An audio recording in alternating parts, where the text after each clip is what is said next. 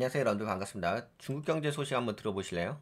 오늘은 중국의 3분기 경제 성장률, 즉 2025년 7월부터 9월까지의 성적표를 함께 살펴보겠습니다. 이번 결과는 한마디로 목표는 유지했지만 속도는 둔화됐다, 이렇게 요약할 수 있습니다. 우선 수치부터 보죠. 중국의 3분기 GDP 성장률은 전년 동기 대비 4.8%로 2분기에 5.2%에서 내려왔습니다. 1년 만에 가장 낮은 성장 속도이긴 하지만 연간 목표치인 5% 안팎은 여전히 달성 가능한 수준입니다. 즉, 성장세는 약해졌지만 아직 궤도 이탈은 아니다. 이게 현재의 상황입니다.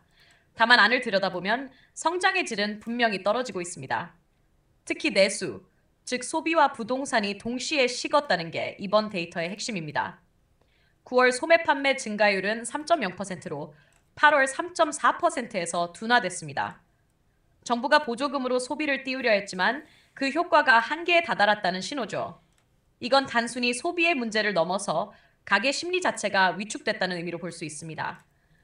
이 소비 둔화의 배경에는 여전히 부동산 시장의 깊은 침체가 깔려 있습니다. 9월까지 누적 부동산 투자는 13.9%, 한 달 마이너스 전보다 더 악화됐습니다. 마이너스 13.9%. 집값 하락세가 이어지면서 소비자들은 지갑을 닫고 기업들도 투자에 신중해졌습니다. 결국 내수의 두 기둥, 소비와 부동산이 동시에 흔들리는 모습입니다. 반면 수출은 의외로 선전했습니다. 올해 1, 2, 9월 중국의 전체 수출은 전년보다 6.1% 늘었어요. 그런데 미국으로의 수출만 보면 17% 큰 폭 감소했죠. 마이너스 즉, 27%. 비미국 시장으로 수출을 돌리며 버티고 있다는 뜻입니다.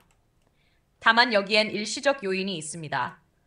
미국 기업들이 트럼프 대통령의 추가 관세 시행 전에 미리 물량을 확보하면서 그 효과로 3분기 수출이 인위적으로 부풀려졌다는 분석이 많습니다.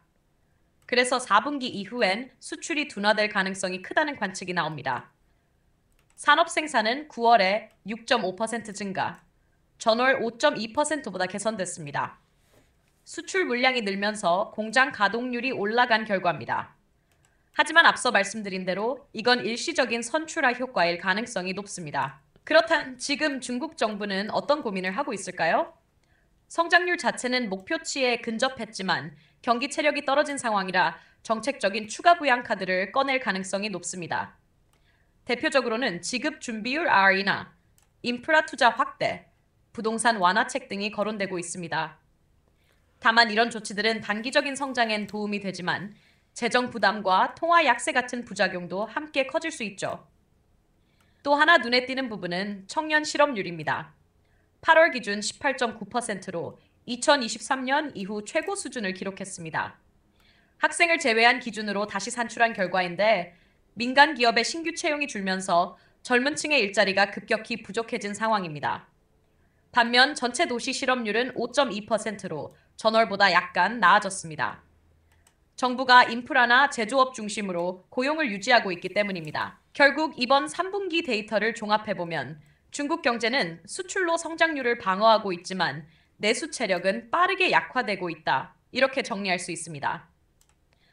4분기 이후 수출이 꺾이기 시작하면 지금의 구조적 약점들이 더 뚜렷하게 드러날 겁니다.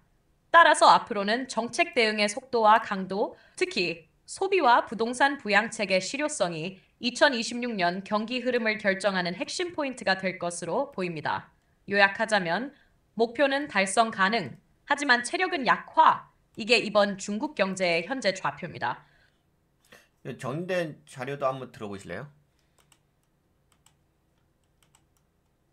중국 성장률 4.8%, 속도는 둔화됐지만 목표는 유지. 3분기 GDP 4.8%로 1년 만에 최저치, 내수 부동산 동반 약세. 수출은 선전했지만 관세전 선출화 효과로 일시적 반등 가능성. 정부 추가 부양책 검토, 성장 유지보다 체력 회복이 관건. 목표는 달성. 그러나 체력은 약화된 경기 국면. 네, 어떻게 좀 도움이 되셨나요? 네, 도움이 되셨다고 생각되시는 분들은 네, 좋아요, 구독 버튼 한번 눌러주시고요. 네, 수고하셨습니다.